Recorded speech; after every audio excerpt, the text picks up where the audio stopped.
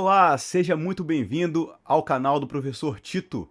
Aqui você encontra conteúdos sobre história e ciências humanas de modo geral. Desde já eu peço, se inscreva nesse canal, nos dê um voto de confiança, deixe seu comentário sobre o conteúdo desse vídeo e compartilhe com seus amigos e familiares. Se você ainda não assistiu os primeiros vídeos a respeito da Segunda Guerra Mundial, confira e também compartilhe e deixe seu comentário. Nós terminamos o último vídeo falando sobre a rápida expansão do nazismo pela Europa, bem como da União Soviética. Após o acordo chamado de Ribbentrop-Molotov, tanto a Alemanha nazista quanto a União Soviética comunista se expandiram rapidamente pela Europa. Hitler conseguiu dominar praticamente toda a Europa, invadindo a Holanda, Luxemburgo, invadindo a França de maneira até rápida e surpreendente. Agora ele precisava olhar para o outro lado do Canal da Mancha, para a Inglaterra, um grande rival. E ele vai então investir seus recursos, a sua força para conquistar esse território. Como a Inglaterra era uma ilha, era não, né, Tito? É uma ilha, Hitler não pôde usar a sua estratégia conhecida como Blitzkrieg, a Guerra Relâmpago, mas ele vai utilizar a Luftwaffe, os seus aviões, para bombardear a Inglaterra. A Inglaterra foi diariamente, semanalmente bombardeada e os números apontam que aproximadamente 40 mil ingleses morreram a partir desses bombardeios. Foi algo assim intenso e terrível, aterrorizante para a população da Inglaterra. Uma curiosidade para você, querido, que se interessa pela Segunda Guerra Mundial. Nesse contexto em que as bombas nazistas caíam sobre o território inglês, aparece um personagem que você já deve ter ouvido falar por causa da literatura ou por causa dos filmes. Eu estou falando de C.S. Lewis. Sim, o grande escritor das Crônicas de Nárnia. E o que Lewis tem a ver com a Segunda Guerra Mundial? Bem, além de escrever sobre literatura, Lewis era um grande interessado na questão da teologia e do cristianismo, porque ele havia se convertido e a fé cristã mudou a sua vida radicalmente. E na época dos bombardeios nazistas, o nosso querido C.S. Lewis tinha um programa no rádio. Ele participava das transmissões no rádio. E nessas transmissões ele aproveitava para transmitir às pessoas mensagens de esperança, mensagens a respeito da fé cristã e sobre a pessoa de Jesus Cristo. Essas transmissões depois foram transcritas e reunidas em um livro que se tornou um grande clássico do século XX. Eu estou falando do livro Cristianismo Puro e Simples, que você encontra em português já pela editora Thomas Nelson e também pela editora Martins Fontes. Essas duas editoras já publicaram a obra de C.S. Lewis chamada de Cristianismo Puro e Simples. Vale a pena você adquirir e ler essa obra incrível. Bem, durante os bombardeios nazistas, houve então uma discussão, um diálogo entre o rei George VI, que era o rei da Inglaterra na época, e o Winston Churchill. E eles vão organizar uma resistência aos bombardeios nazistas. Aliás, o próprio trabalho de C.S. Lewis foi importantíssimo, porque através das mensagens no rádio, ele incentivava o povo inglês a não perder a esperança e continuar resistindo, mesmo em meio a tanto sofrimento. E nessa época nós vamos ter como destaque a Royal Air Force, a Força Aérea inglesa, que vai desenvolver tecnologia para detectar os aviões e poder combater os aviões da Luftwaffe antes mesmo, deles sobrevoarem as cidades inglesas.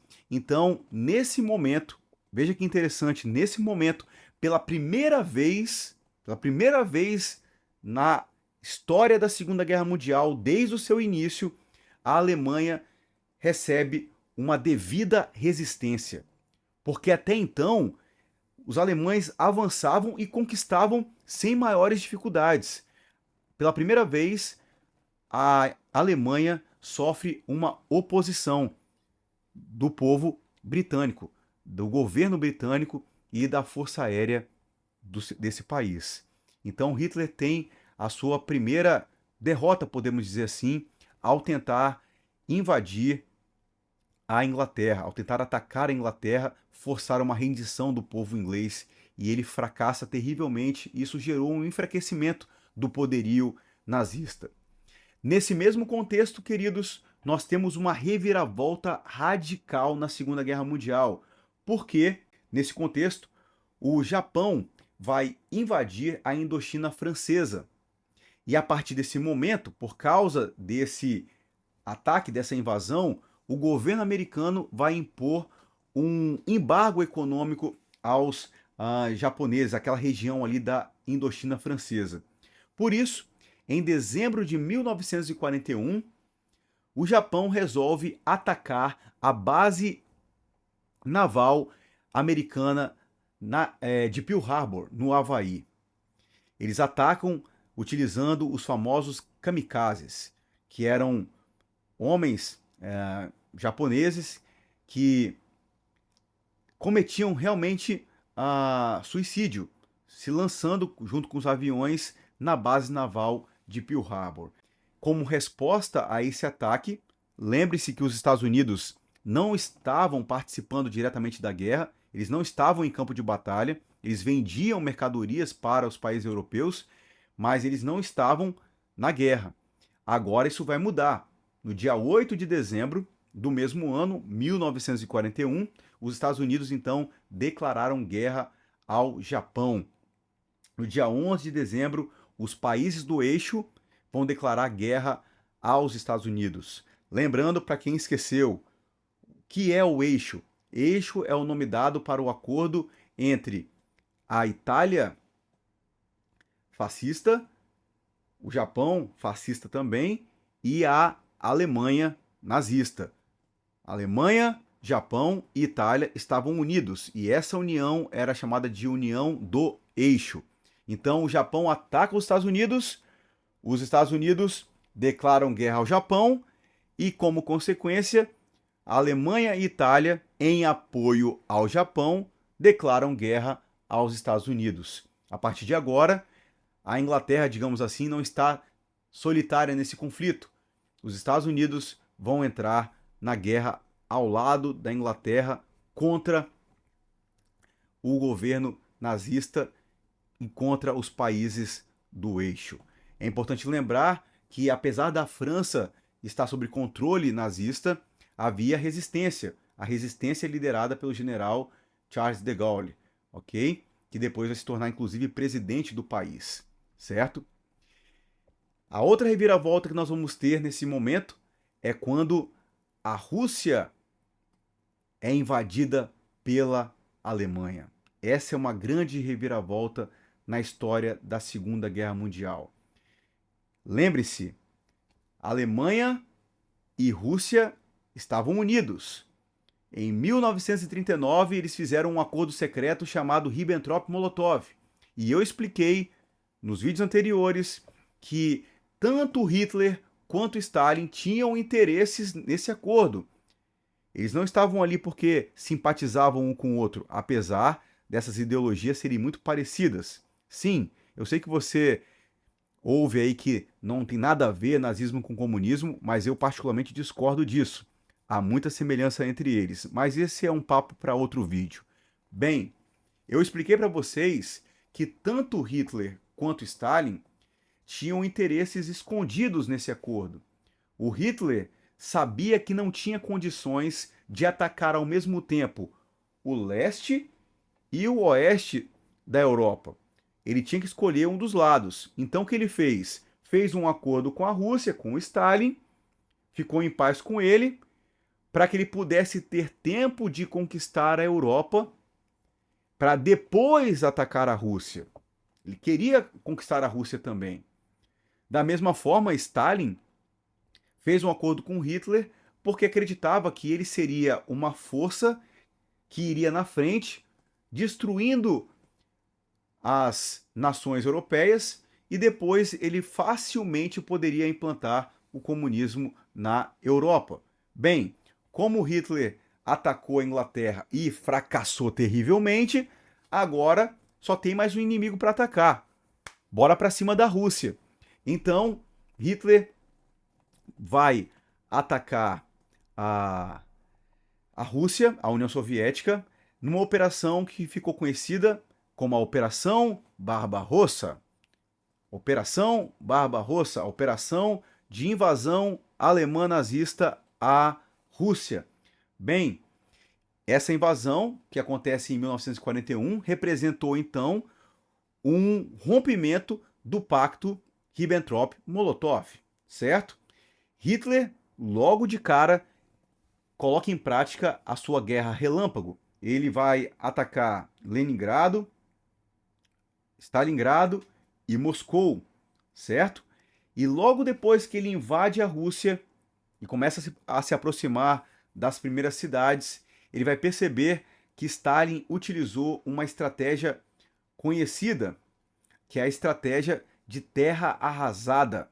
Para quem não lembra, a tática de terra arrasada é você recuar e ao mesmo tempo que você recua, você destrói qualquer recurso natural que possa ser utilizado pelo seu inimigo. Então, os campos eram queimados, poços de água destruídos, para que o inimigo chegasse e não tivesse o que comer, não tivesse o que beber. E isso foi realmente prejudicando o avanço nazista pelo território alemão. Lembrando, né, existe a frase famosa, se eu não me engano, é atribuída ao Hegel, que diz o seguinte: se há uma coisa que a história ensina, é que os homens não aprendem com a história. O Hitler está repetindo um grave erro cometido por um outro grande governante chamado Napoleão Bonaparte. Bem, para você ter uma ideia, queridos, o cerco a Leningrado foi terrível e há registros, inclusive, de casos de canibalismo por causa da fome gerada na região. As estimativas apontam que mais ou menos 1 milhão de pessoas morreram no cerco que a Alemanha fez à cidade de Leningrado. Chegando em Moscou, eles também vão encarar uma forte resistência. Não só a resistência humana dos soldados soviéticos, mas uma resistência física, natural. Porque, para você ter uma ideia, quando o exército nazista chega em Moscou em outubro de 41, o inverno já tinha momentos em que a temperatura chegava a menos 42 graus. Imagine, querido, menos 42. É muito frio, é frio que realmente mata uma pessoa. Bem, no dia 6 de dezembro de 1941, eles chegam então a Moscou e recebem um grande contra-ataque dos soviéticos. Temos que reconhecer, o exército soviético foi impressionante na resistência aos nazistas. E no dia 7 de janeiro de 1942, os alemães fogem da região. E aí partem para outra região da Rússia, que é a região de Stalingrado. Em Stalingrado começa um dos confrontos também terríveis e sangrentos da Segunda Guerra Mundial, que tem início no dia 17 de julho de 1942. O objetivo de Hitler ao atacar essa região era poder ter acesso e controle ao petróleo da região do Cáucaso, certo? Bem, os ataques foram frenéticos, o conflito entre alemães, nazistas e os soldados soviéticos, e no final das contas, os soviéticos foram vitoriosos, conseguiram resistir e obtiveram, no dia 2 de fevereiro de 1943, a rendição alemã.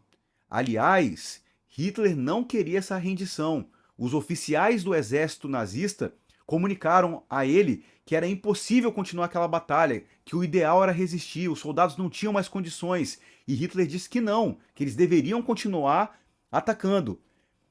Mesmo assim, mesmo com a ordem do Führer, os oficiais nazistas resolveram se render. Foi a grande derrota de Hitler na Segunda Guerra Mundial. Ainda no ano de 43, a guerra vai se estender até 45, mas já em 43, uma parte significativa do exército alemão havia se rendido. E para você ter uma ideia, os números apontam que na Batalha de Stalingrado nós tivemos 2 milhões de mortos. 2 milhões de mortos. E nesse período, a produção soviética já está superando a produção alemã. Nesse contexto, nós temos também o avanço dos aliados sobre a Itália. Entre julho e agosto de 43, começa então o desembarque na região da Sicília.